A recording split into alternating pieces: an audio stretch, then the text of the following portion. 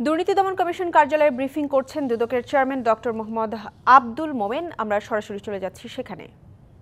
আপনারাই মাননীয় প্রধান উপদেষ্টার সফরসঙ্গী হয়ে ব্যাংককে বঙ্গোপসাগরীয় বহুমুখী আর্থিক এবং প্রযুক্তিগত উদ্যোগ সম্মেলনে অংশগ্রহণের সম্মান আমরা লাভ করেছি। সেখানে থাইল্যান্ডের জাতীয় দুর্নীতি দমন কমিশনের সাথে bilateral cooperation on preventing and fighting corruption সমঝোতা স্মারক আমরা স্বাক্ষর করেছি। সমঝোতা স্মারকে বর্ণিত নানা ধরনের সহযোগিতা এবং প্রাতিষ্ঠানিকভাবে আমাদের উভয় দেশকেই সক্ষম এবং শক্তিশালী করে তুলবে। আমাকে থাইল্যান্ডের একজন সাংবাদিক জিজ্ঞেস করেছেন মোমেন কমিশনের প্রধান বৈশিষ্ট্য কি। তো মোমেন কমিশন এটা দুর্নীতি দমন কমিশন, তারা হয়তো সেভাবে বলে থাকে।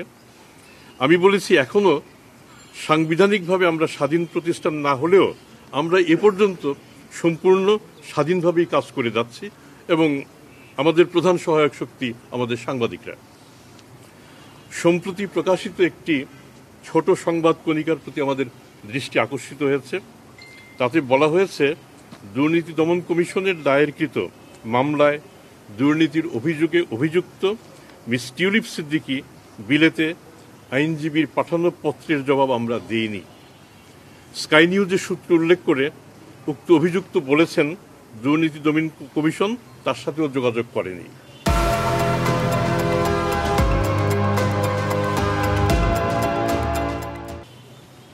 অনুগ্রহ করে লক্ষ্য করুন, দুর্নীতির অভিযোগ উড়িয়ে দিতে পারেননি বলেই ব্রিটেনের দুর্নীতি নিবারণের দায়িত্বপ্রাপ্ত মন্ত্রী মিস টিউলিপ সিদ্দিক সে দেশের প্রধানমন্ত্রীর প্রবল সমর্থন সত্ত্বেও পদত্যাগ করতে বাধ্য হয়েছেন।